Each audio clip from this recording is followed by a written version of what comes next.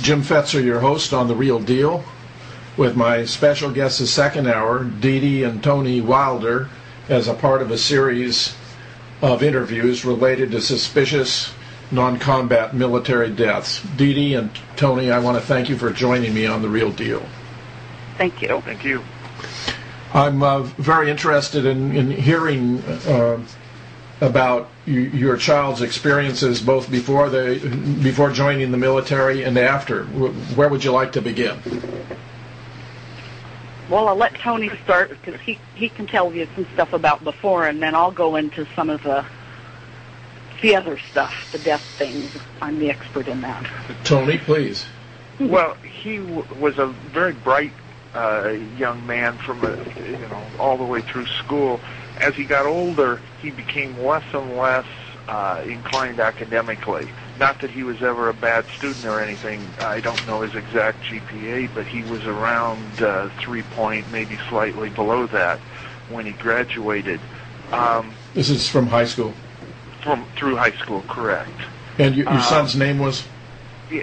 His name was Donald Anthony Wilder, and he always went by his middle name Anthony until he went into the military. Did he call himself Tony? No, he went by Anthony. I was Tony, he was Anthony. You were Tony, he was Anthony. Right. Was he interested in athletics? He was very interested in athletics. When he was born, I was a high school teacher and a basketball coach. He had one older brother that was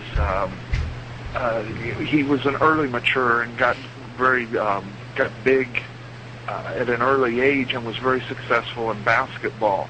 And Anthony always wanted to catch up. He really admired his older brother and wanted to do everything that his older brother could.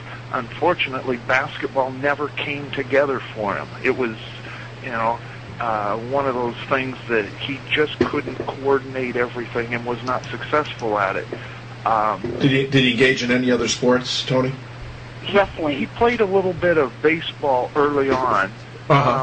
He played basketball until he was in the 8th grade, and then it was obvious he wasn't going to go any place with that.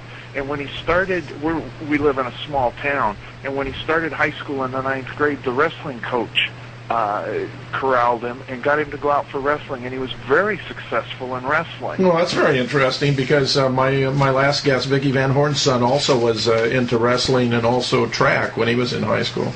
Well, and Anthony later on went out for cross country. Really? Mm-hmm.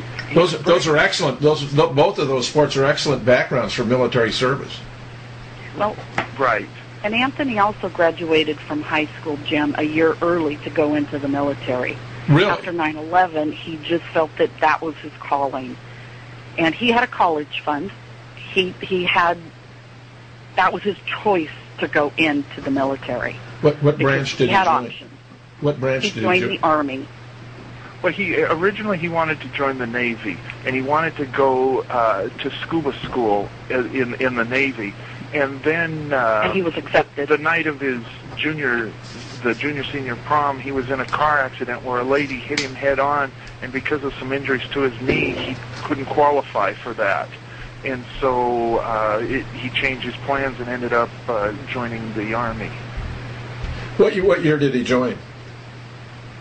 2003, May of 2003. And you say he was affected by 9/11? Yes. Yeah, he watched 9/11. He sat at home with us and watched 9/11. And he was just, we called school and told him that he was home watching it with us. And he was pretty taken back by that. He was like 17 years old at the time, or even 16? 16. Yeah, he was young. He turned 18, or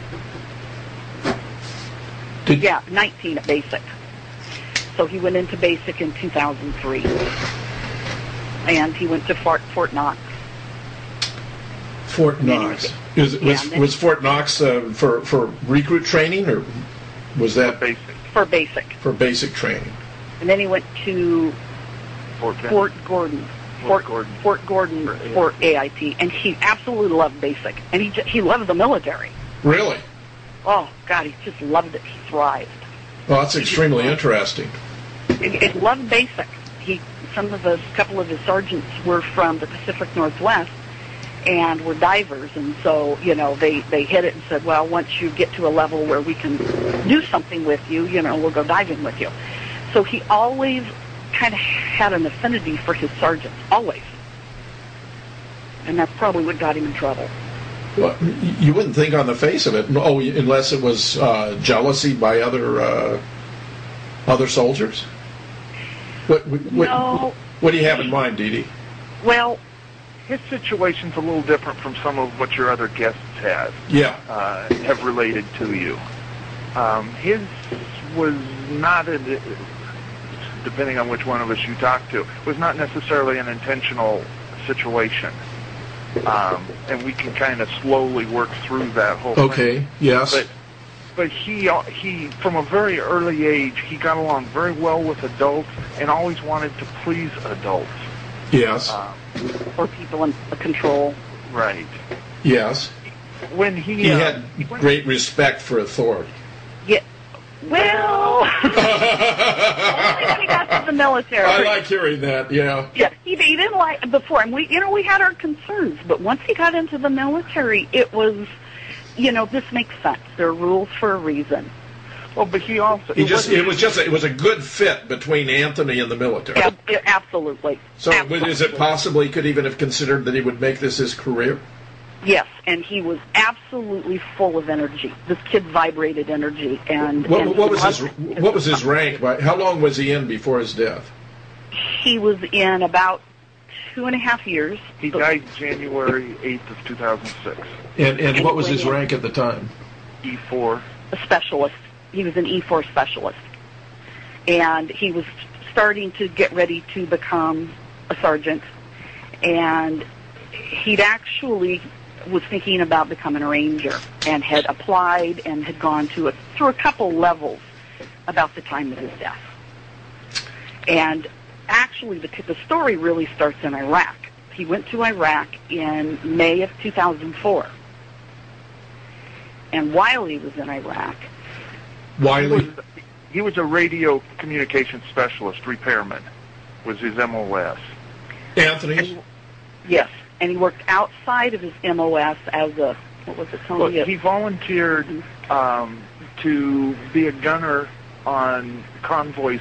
He was stationed at Fort Balad, and he would volunteer in every 2 to 3 weeks he would go on a convoy to either Tikrit or Samara or some of those other places. In the Sunni Triangle.